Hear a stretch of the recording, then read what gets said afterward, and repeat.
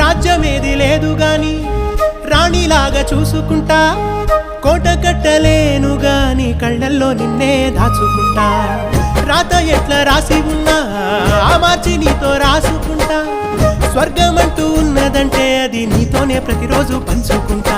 నిన్ను గన్న మీ నాన్న కన్నా అల్లారు ముద్దుగా సాదుకుంటా. నీకు కోపం వస్తే కొంత దూరం ఉంటా, నువ్వు గీత గీస్తే నేను దాటనంటా.